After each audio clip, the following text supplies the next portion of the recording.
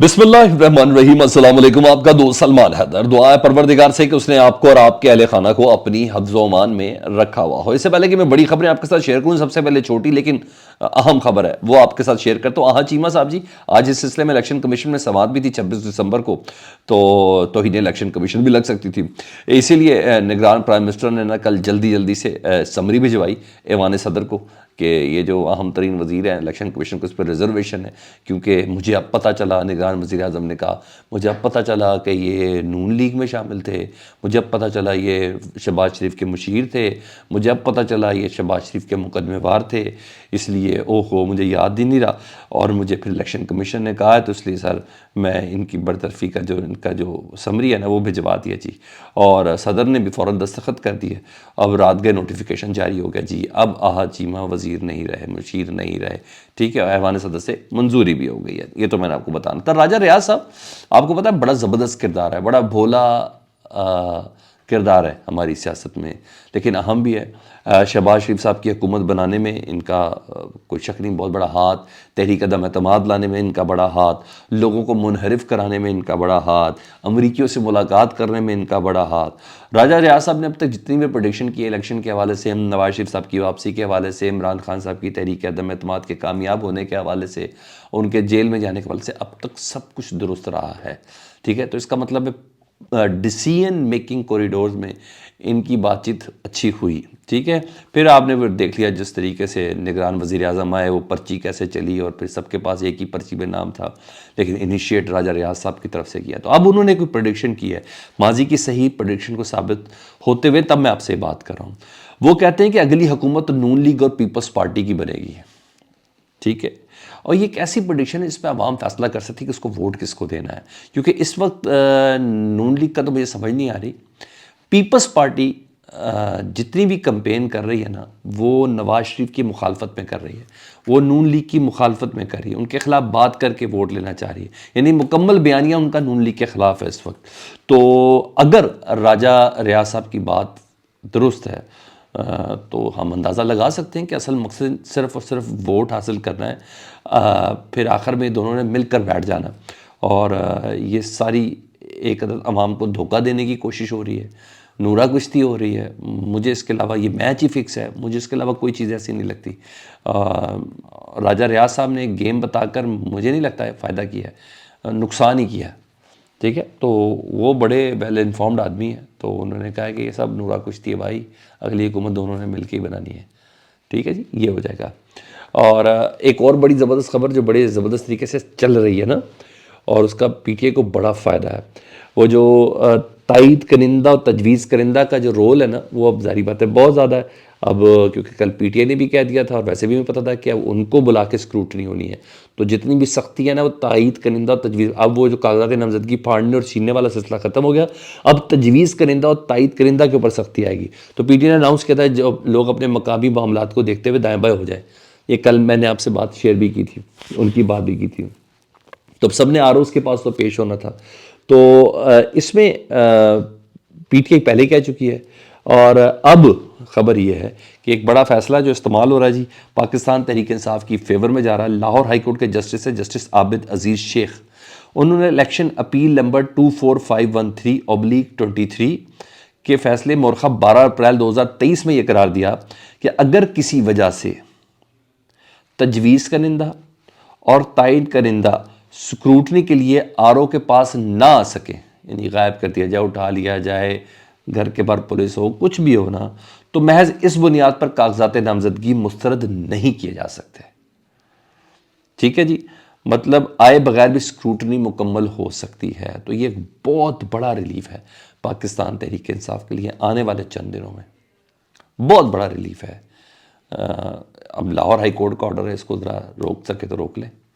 तो पाकिस्तान तहरीक इंसाफ इसको बहुत ज़्यादा अपनी फेवर में तस्वुर कर रही है इस फैसले को।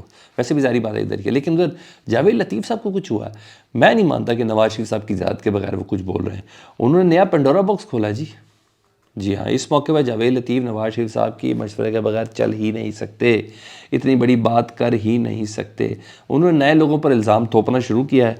वो कहते कुछ रिटायर्ड लोग हैं जो नवाज शरीफ के रास्ते में रुकावटें खड़ी कर रहे हैं। अच्छा भाई, بھائی لیکن یہ بتائیے ریٹائرڈ لوگ کون ہیں؟ عدلیہ سے ہیں، جسٹس عمر عطا بندیال ہیں، جسٹس ثاقب نثار ہے، کون ہے؟ جنرل باجوہ ہیں، بتا دیں فیض حمید صاحب ہیں، کون ہیں؟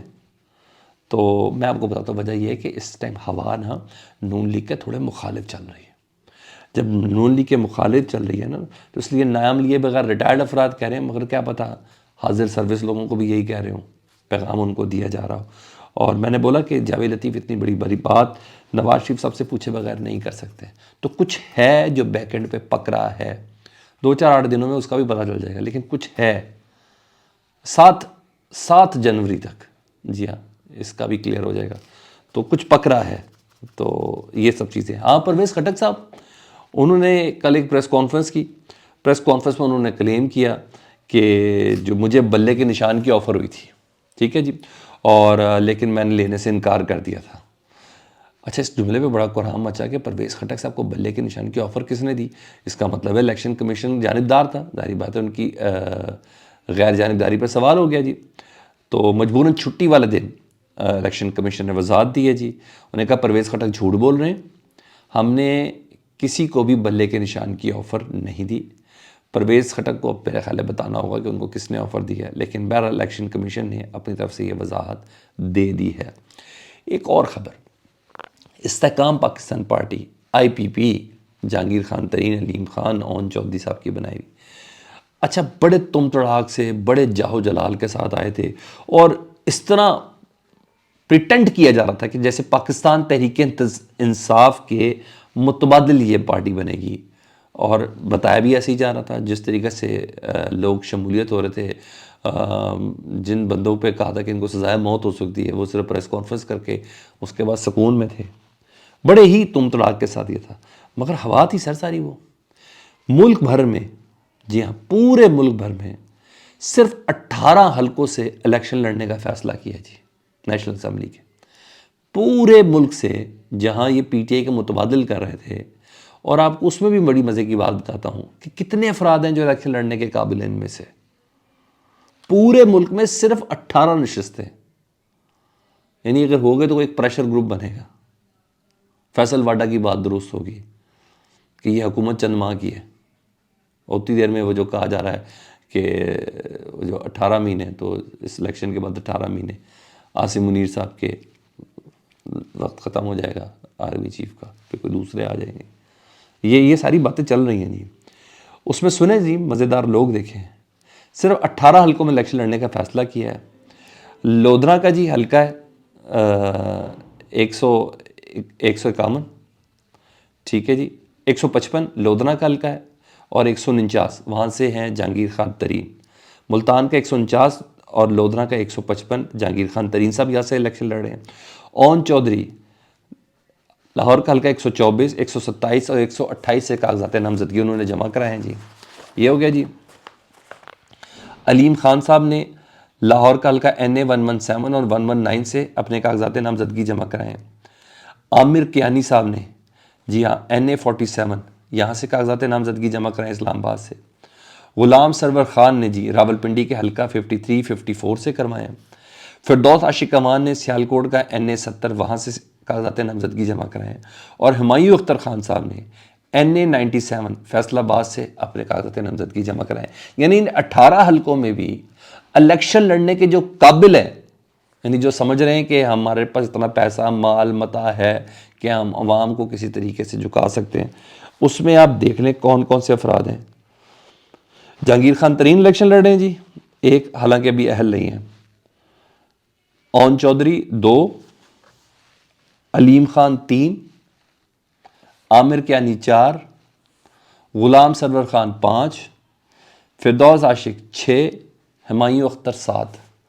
ان 7 افراد پر مبنی یہ استحکام پاکستان پارٹی ہے جی. انہوں نے الیکشن میں پیسہ لگانا ہے. اب مجھے بتائیں وہ بڑے بڑے عشائیے کدھر گئے، علی ایوان کدھر گیا؟ اب آپ مجھے بتائیں جس نے بھی اس پریس کانفرنسز کے اندر موجود ہے، میں کیا ایک نام لوں؟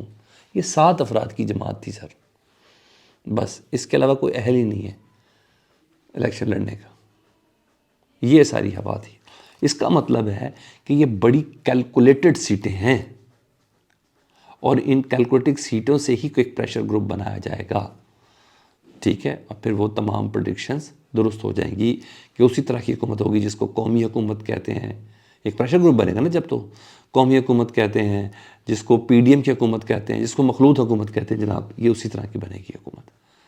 ان چیزوں سے مجھے یہ چیز واضح طور پر نظر آتی جا رہی ہے. ہاں آج کا کرنٹ ریزلٹ تو یہی ہے، پشاور ہائی کورٹ میں پاکستان تحریک انصاف جا رہی ہے اپنے بلے کے نشان کو واپس لینے کے لیے، اور کچھ ہو بھی سکتا ہے، بہت کچھ ہو سکتا ہے، اسٹے ہو سکتا ہے جی، وہ پشاور ہائی کورٹ فیور کرتا ہے، نہیں تو سپریم کورٹ کا دروازہ تو ہے. آپ کو کیا لگتا ہے؟ کمنٹ سیکشن میں ضرور بتائیے گا. اپنا بہت خیال رکھیں. اللہم صلی علی محمد و آل محمد.